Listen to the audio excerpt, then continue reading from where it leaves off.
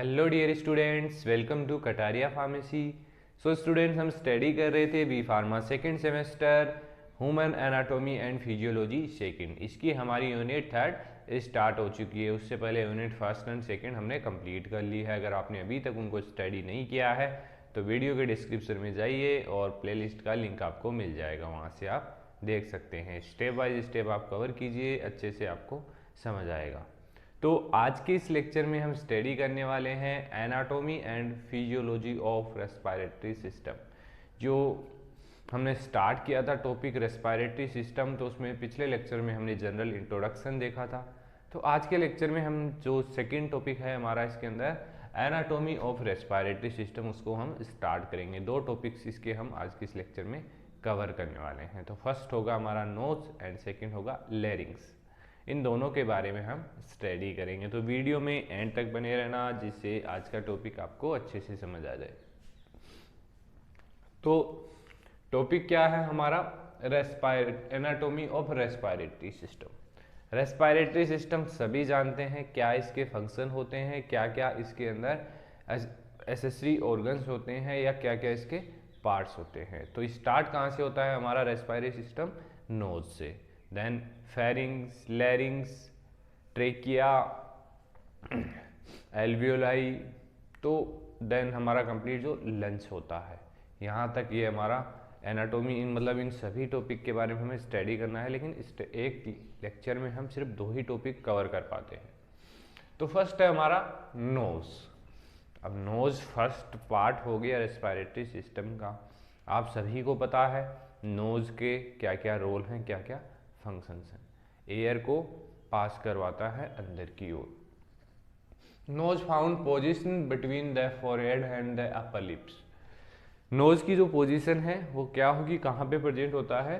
Position between the forehead, मतलब forehead and upper lip, जो अपना अपर लिप होता है उसके मिडल में होता है। तो ये जो लाइन है, ये लिखने का मतलब क्या होता है कि हमें एक्चुअल एनाटॉमी में ये होता है कि जो इसकी लोकेशन है वो कहाँ है वो भी रिप्रेजेंट करना होता है। तो इस टाइप से इसको लिख सकते हैं। It is the first organ of the respiratory tract which receive the inhaled air and form a passage for the air into reach the nasal cavity. Nasal cavity के अंदर एयर को पास कराता है एंड नजल चेम्बर के अंदर आगे वो पास हो जाती है। तो मतलब एक्सेल करता है और इनहेल करता है किसका? एयर का। ये एक सिंपल स्ट्रक्चर है नोज की, इनर स्ट्रक्चर है, बाहर से नहीं दिखाया गया है। ये ओपनिंग है नोज की, जहाँ से हम एयर को इनटेक करते हैं, एक्सेल करते हैं, इनहेल करते हैं। यहाँ पर वेस्टिबुली प्रेजेंट होते हैं।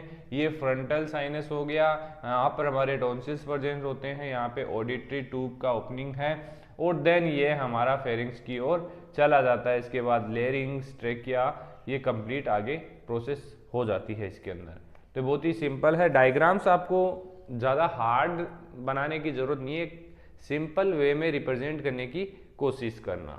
सेकंड टॉपिक है हमारा फेरिंग्स। फेरिंग्स के बारे में इस लेक्चर में हम स्टडी नहीं करेंगे, आप सभी को पता है क्यों नहीं कर रहे हैं, क्योंकि पीछे जो यूनिट थी हमारी एनाटॉमी ऑफ डाइजेस्टिव सिस्टम, उसके अंदर हमने इसके बारे में डिटेल स्टडी की थी, तो वहाँ जाके आप देख सकते हैं। बात कर लेते हैं लेरिंग्स की। तो लेरिंग्स और फेरिंग्स में थोड़ा डिफरेंस है, इनके रोल अलग अलग होंगे। लेरिंग्स को हम बोल सकते हैं वॉइस बॉक्स। क्या बोल सकते हैं?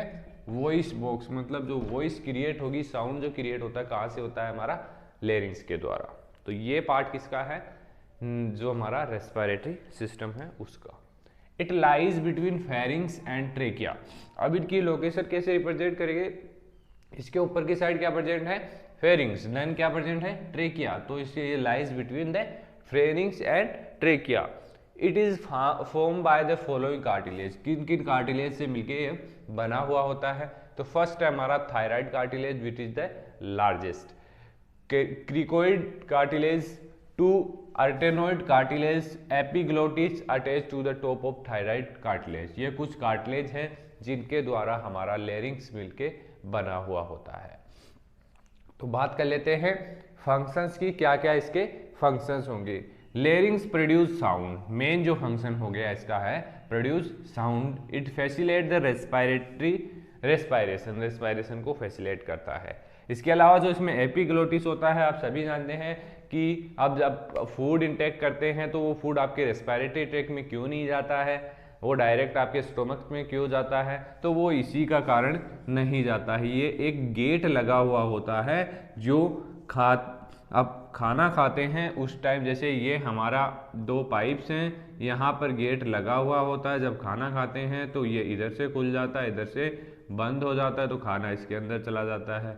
और जब हम सांस लेते हैं तो ये इधर से खुल जाता है, एयर इसके अंदर चली जाती है।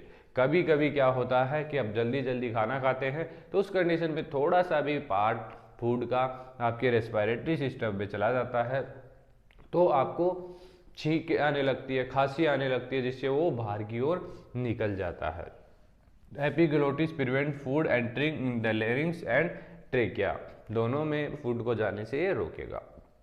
Act as passage way of air, air का पासेज वे होगा जरूर। Warming and humidifying the air, जो भी है एयर उसके थ्रू निकलेगी, लैरिंक्स के थ्रू उसको वार्म करेगा, ह्यूमिडिफाई करेगा, फिल्टर करेगा, जिससे आगे लंग्स में उसको कोई प्रॉब्लम नहीं आए। तो आई होप आज के जो 2 टॉपिक्स है वो आपको कवर हो चुके होंगे। आगे हम स्टडी करेंगे नेक्स्ट जो टॉपिक्स है हमारे, तो मिलते हैं नेक्स्ट वीडियो में, बने रहिए हमारे साथ। अगर आपने अभी तक हमारे चैनल को सब्सक्राइब नहीं किया है तो सब्सक्राइब ज़रूर कर लें और टेलीग्राम ग्रुप को भी ज्वाइन कर लीजिए। धन्यवाद।